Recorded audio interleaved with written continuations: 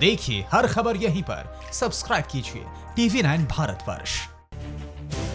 और गलवान पर भारत को आंख दिखाने के बीच चीन में एक के बाद एक ऐसी तबाही आ रही है जिससे ड्रैगन की कमर टूट चुकी है। चीन में सैलाब की वजह से इतनी तबाही मची हुई है कि वो इसे संभाल नहीं पा रहा। ये रिपोर्ट देखिए।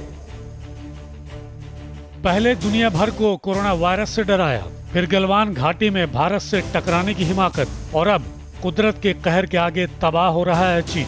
चीन अब बाढ़ की विभीषिका से परेशान है। चीन में बारिश के बाद ऐसी तबाही मची है कि बीते 6 दशकों में भी चीन ने इतनी बरसात पहले नहीं देखी थी। आलम यह है कि चीन के कई शहर जलमग्न हो चुके हैं। सड़कों पर लोग नाव लेकर निकल रहे हैं। सड़कों पर खड़ी गाड़ियां पानी में तैर रही हैं। वुहान से लेकर हुबेई प्रांत तक नजर उठाइए तो आपको पानी ही पानी नजर आएगा। बताया जा रहा है कि चीन में 1961 के बाद पहली बार बारिश से इतनी तबाही मची।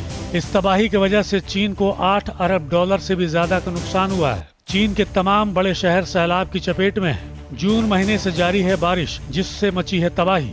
अब तक सैकड़ों लोगों की मौत हो चुकी है। चीन की पीली नदी झुंजियांग और ताइहू झील में पानी खतरे के निशान से ऊपर है। मूसलाधार बारिश की वजह से चीन के सबसे लंबी नदी यांगत्से में बाढ़ आ गई है। कोरोना महामारी के कारण चीन की अर्थव्यवस्था पहले से ही तबाह हो चुकी है। अब चीन के सामने इस बाढ़ से उभरने की चुनौती है।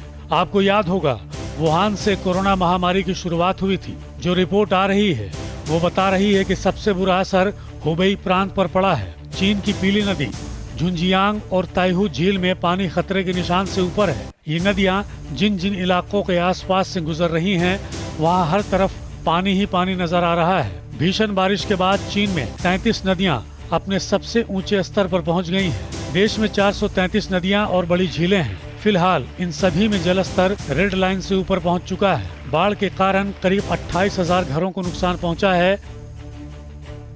और इस चीन को उसकी हद में रखने के लिए भारत चीन के साथ बातचीत के रास्ते पर अग्रसर है। LAC पर पहले जैसी स्थिति, पहले जैसे हालात बनाने के लिए दोनों देशों के बीच एक बार फिर मैराथन बैठक हुई। देखिए इस बैठक के बाद कितने सुधरे हैं हालात।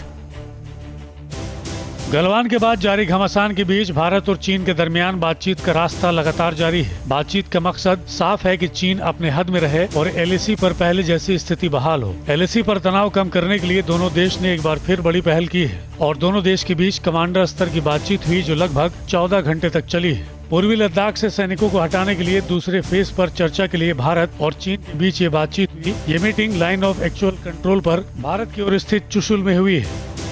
LAC पर तनाव कम करने की फिर से पहल हुई। भारत और चीन के बीच कमांडर स्तर की हुई बातचीत। चुशुल में हुई बैठक पर पहले की स्थिति बहाल करने पर जोर। चीनी सेना से फिंगर 8 तक के क्षेत्र को खाली करने को कहा गया। पैंगोंग त्सो और देपसांग इलाके से सेना हटाने के लिए फ्रेमवर्क तैयार किया गया।